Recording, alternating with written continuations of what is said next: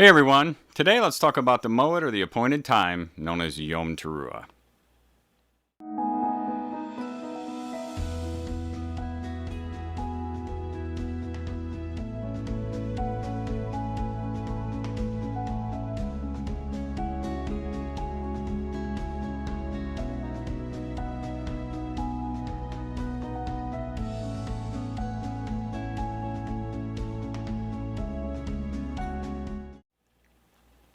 Shalom everybody, and welcome to Beit Tefillah. Yom Teruah. The first of the Moedim or appointed times in the fall, followed some days later by what's known as Yom Kippur. Soon after that we have the week-long feast of Sukkot, and when Sukkot ends, it is capped off by Shemini Atzeret. But today we're going to focus on Yom Teruah. Let's read a couple of verses from Torah, starting with Leviticus 23:24.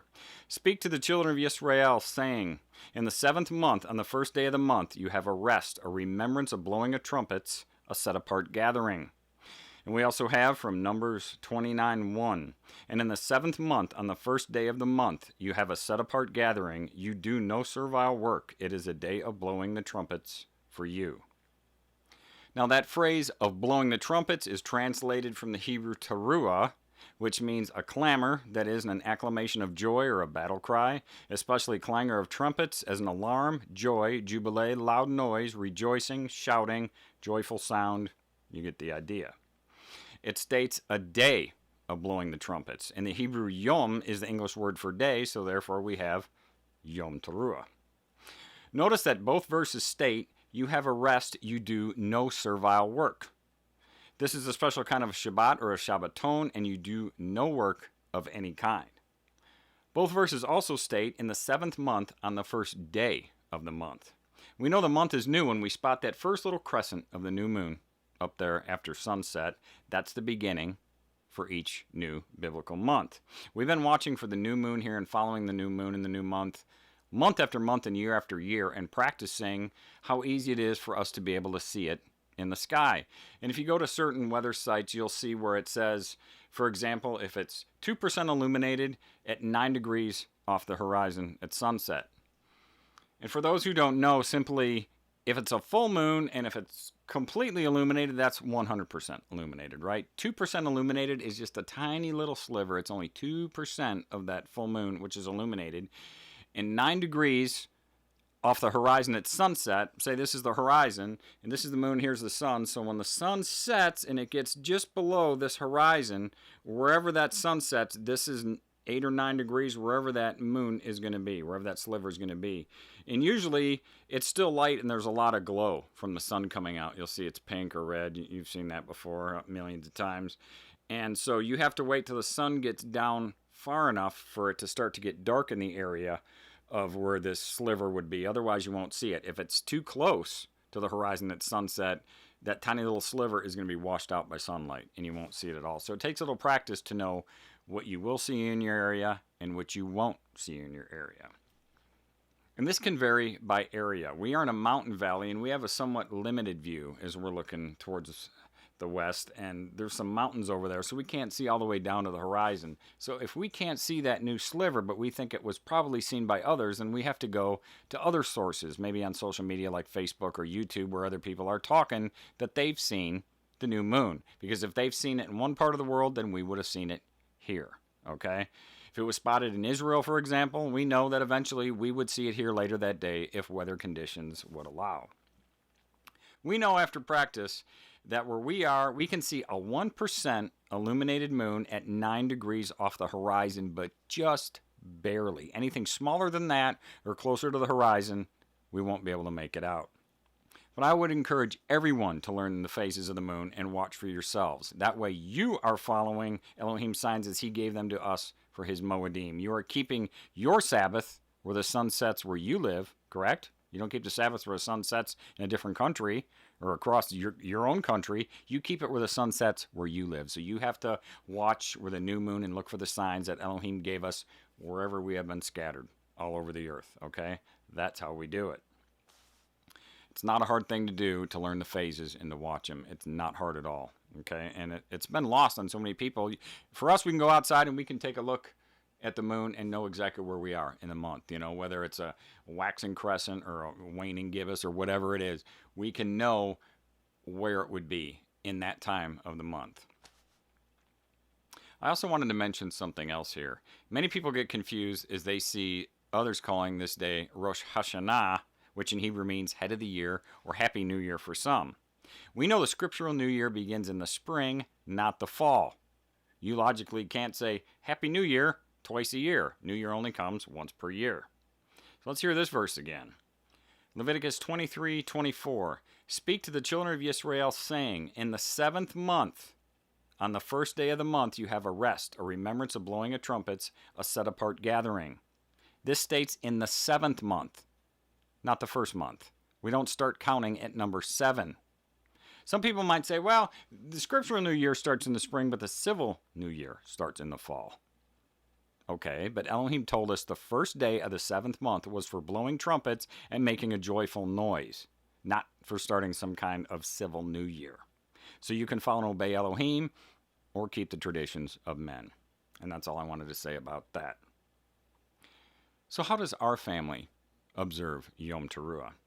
We watch the western sky at sunset to look for evidence that the first day of the 7th month has begun by sighting that first sliver of the new moon. And when we see that sliver, we begin to loudly blow our shofars, announcing Yom Teruah in the first day of the 7th month. Since we reckon the days from sunset to sunset, we continue to sound our shofars throughout that same 24-hour period of Yom Teruah and shout our praises to Elohim. It's a day that we are commanded to rejoice, and we need to remember that. We also rest that day as well, as we are commanded to do. We try to avoid discussing anything depressing, as it is a day to be joyful. We, like many others, we all have our share of problems, but we try to count our blessings on that day instead. You know, and there really isn't much else to it. We're commanded to keep this appointed time, so we try to follow the command as best as we can. And it sure isn't complicated. Be happy, make a joyful noise, and rest. That sounds like a good day to me. That's something that a lot of us really need a lot of times, okay? You know, we live in a very rural area here in the Ouachita Mountain Valley, so we don't often get a chance to assemble with a large group of people. And a lot of other people I talk to are also having the same problems because sometimes Elohim has us scattered pretty thin, okay?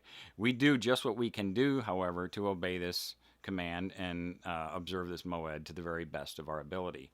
Sometimes it's just been my son and his wife and my wife and I, and we've gone up to the mountain to see the new moon. It's a lot easier to see it on the big mountain where we live, and then we'll blow our shofars when we see it. And I got a little video of that right here from a couple years ago. And we're going to blow the shofars right now. Here we go.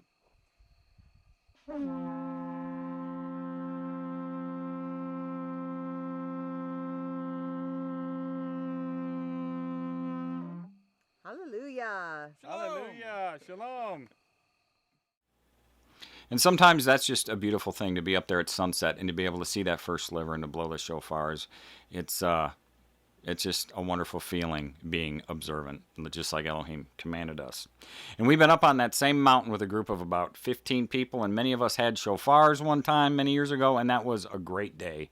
And I keep thinking how great it would be to assemble with a large number of people and have at least 100 shofars going off, making a great, big, wonderful, joyous noise to Elohim, and just what a wondrous thing that would be. Before we were able to buy our own shofars, we were kind of depressed that we didn't have any sounds of the shofar to be heard on our property or around our home on Yom Teruah. So we found some good videos on YouTube, and they're out there if you search for them, where other people are blowing shofars and making a joyful noise. So we simply downloaded those and played them over our speakers, so we had the sound of the shofar on that day. But I want to show you some of the shofars we use. We actually just have 2 of them.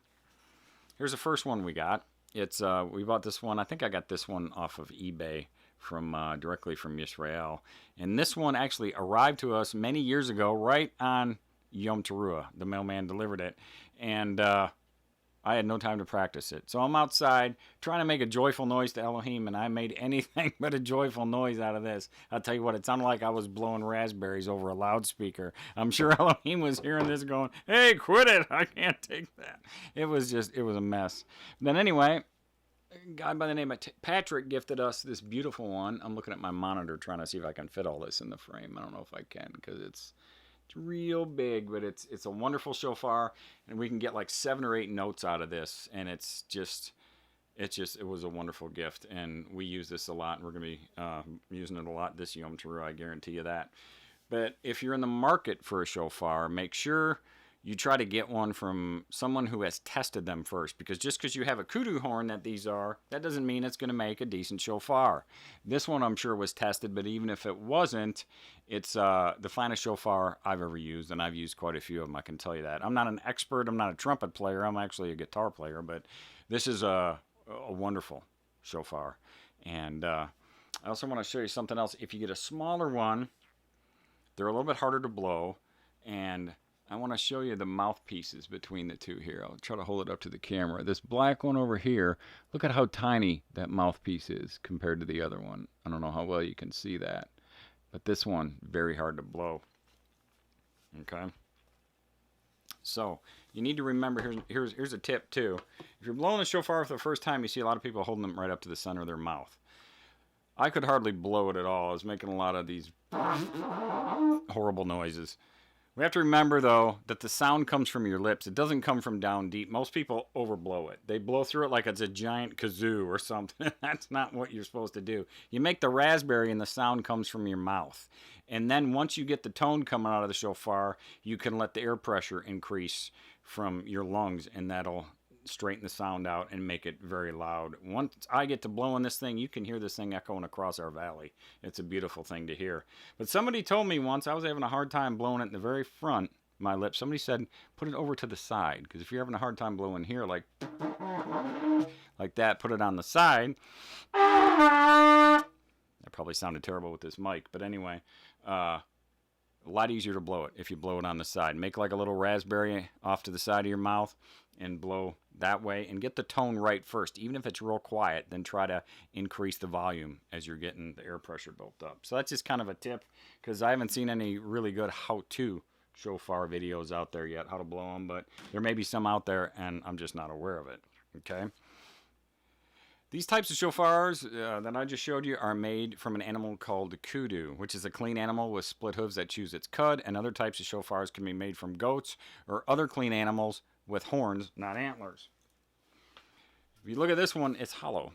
That means a piece of bone has been pulled out of here, or this has been slipped off of the skull. It's been unscrewed from that bone. Let me show you a picture of what the bone looks like. This is just a white bleached bone from inside of a shofar horn.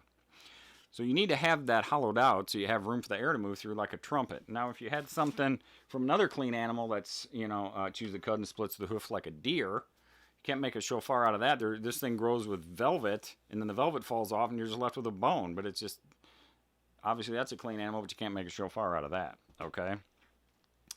So that's about all I have to say for this video, and that's how our family celebrates Yom Teruah. It's pretty simple and straightforward, really. So I hope this video blessed you, and a blessed Yom Teruah to all of those who are scattered in dispersion worldwide, who are truly Yisrael. Everybody be blessed, and have a wonderful day.